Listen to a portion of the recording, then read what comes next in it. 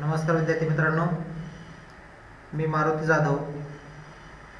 मी आपल्या सर्वांचं दळवे डिजिटल अकॅडमीमध्ये हार्दिक स्वागत करतो.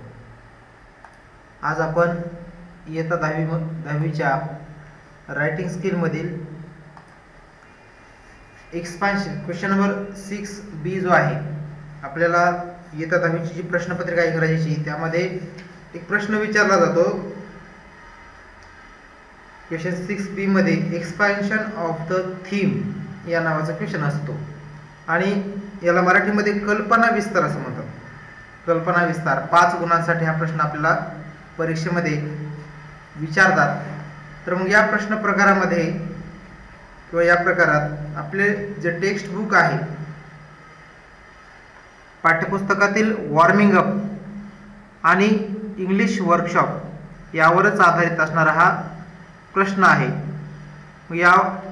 यामध्ये आपल्या पुढीलपैकी कोणतीही एक कृती करायला सांगितली जाते किंवा एक ॲक्टिव्हिटी आपल्याला करायला सांगतात. मग कोणकोणते टॉपिक असतात, जसं की समजा बेस्ड ऑन गिवन प्रोवर्ब, एखादी आपल्याला प्रोवर्ब दिली जाते, म्हणजे थीम दिली जाते.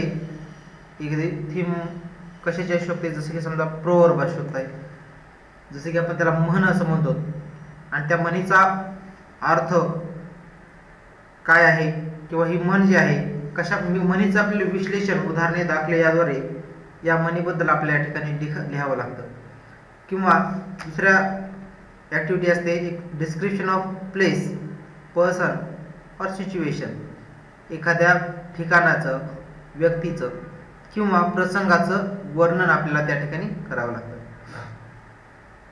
किंवा मग याच्यामध्ये स्टोरी सुद्धा असू शकते, एखादी स्टोरी विथ बिगिनिंग, मिडल और एंड. किंवा कधी कधी आपल्याला एखादी स्टोरी रायटिंग, जसं की समजा एखाद्या स्टोरीची सुरुवातीची कथा आपल्याला दिली जाते, त्याच्यानंतर जो काही शेवट करायचा आपल्याला, आपण ती स्टार्ट केलेली स्टोरी आहे, सुरुवातीला एखाद्या स्टोरीची सुरुवात दिली जाते, त्याच्यानंतर पुढं आपल्याला कंटिन्यू करून त्या स्टोरीमधून काहीतरी एक अर्थ किंवा एक त्याला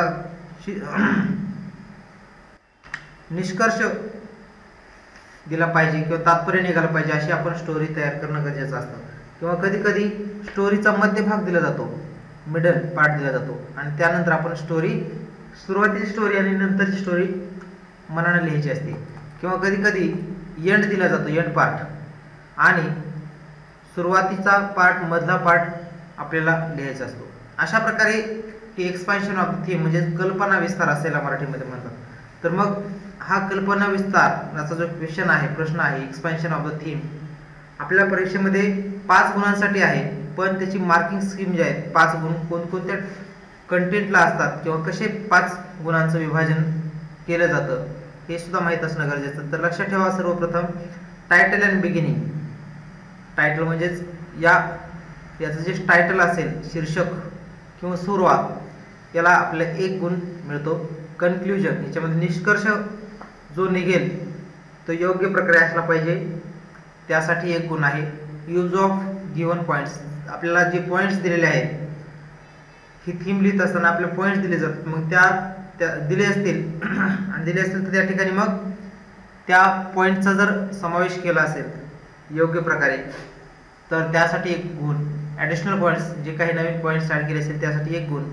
ग्रामर, जी काही आपण स्टोरी लिहित असाल किंवा हा थीमचं क्वेश्चन लिहित असताना ग्रामर जे आहे त्याचा यूज किंवा वापर योग्य प्रकारे करणं गरजेचं आहे. या सर्वांसाठी आपल्याला 5 गुणांसाठी हा प्रश्न विचारला जातो. तर मग आपण चला आज एक्सपान्शन ऑफ द थीम हा जो क्वेश्चन आहे याचं एक एक्झाम्पल आपण आज पाहणार आहोत. तर जर समजा तुम्हाला एखादी म्हण दिली असेल, यामध्ये सांगितलं की जर एखादी म्हण दिली असेल तर त्या म्हणीचा कल्पना विस्तार कसा करायचा आहे किंवा एक्सपान्शन कशा प्रकारे करायचं आहे हे आज आपण पाहूयात.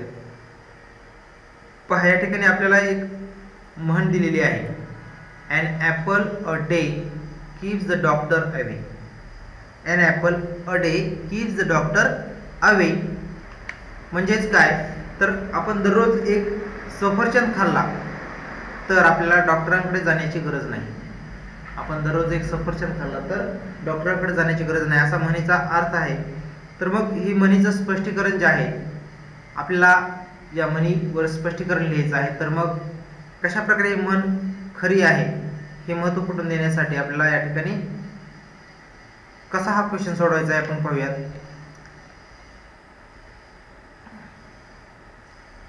याचा आन्सर या ठिकाणी समोर लिहिलेलं आहे पहा. त्याचं क्वेश्चनचं आन्सर मी या ठिकाणी तयार केलेलं आहे पहा.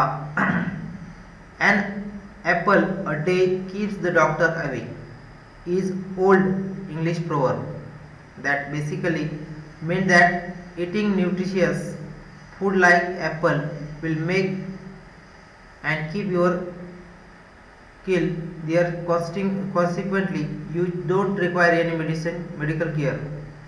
In simple words, you won't have to see a doctor quite often. Here apple signifies the totality of nutritious and healthy food including vegetables, fruits, nuts or dairy products. तर मग असे जे प्रोडक्ट्स आहेत त्यांची सुद्धा आपल्याला गरज पडणार नाही.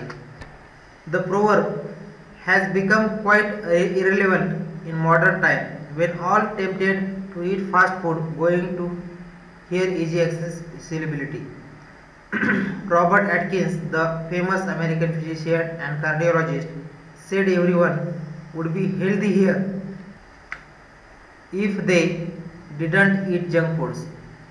That tsunami of junk food has struck the entire world. It has wreaked upon the health of people, especially of children. Obesity, diabetes, cardiovascular diseases, cholesterol imbalance, depression and dental problems, etc. never existed in great numbers asthma age before the advent of junk food as they do now. We do not forget the fact that the food it must be balanced, having all the nutrients such as vitamins and minerals that are so vital for the healthy metabolic process of our body. Vegetables are the most integral part of farm. Vegetables contain important nutrients including potassium, fiber, folic acid and vitamins A, E and C. Potassium maintains healthy blood pressure and fiber reduce blood cholesterol level, thus ensuring health of the heart. Similarly, vitamin A and C are so essential in maintaining the health of skin, teeth and gums. In order to enjoy perfect health, eating vegetable is essential. Ignoring eating vegetables might lead to serious health deficiencies and disease. So in order to live every moment healthy year after year, do not eat vegetables. The proverb also shows the value of getting into a good daily routine, and it encourages how to get into good habits early on as soon as possible rather than not taking positive action until it is too late. अशा प्रकारे मित्रांनो जी काही तुम्हाला म्हण दिलेली असेल किंवा proverb दिलेली असेल त्याचं आपल्याला या ठिकाणी आन्सर लिहायचं आहे, स्पष्टीकरण लिहावं लागेल.